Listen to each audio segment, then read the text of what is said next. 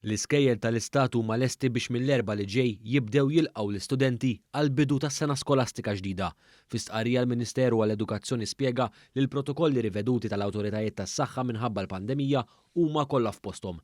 Il-protokolli jirriflettu wkoll ir-rata ta' tilqim b'saħħitha fost dawk li jaħdmu fl-iskejjel u anke l-istudenti. Fil-fatt aktar minn 85% tal-istudenti li għandhom minn 16-il sena l fuq u 73% tal-istudenti ta' bejn 12 u 15-il sena huma mlaqmin kontra l-COVID-19.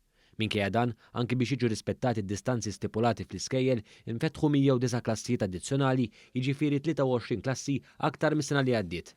Minħabba l-ftuħ ta' aktar klassijiet, il-Ministeru għall-Edukazzjoni ħabbar ukoll li 82 għallim tal-primarja li qegħdin fis-servizz peripatetiku inaqdu ma' 22 oħra li wrew interess biex ingħataw klassi ħalli jgħallmu matul din is-sena skolastika. Matul is-sajf kien għaddej ukoll programm sħiħ ta' manutenzjoni u tisbieħ fl-iskejjel kollha madwar Malta u Għawdex biex jilqgħu lill-istudenti u lill-edukaturi f'ambjent xieraq għat-tagħlim edukattiv.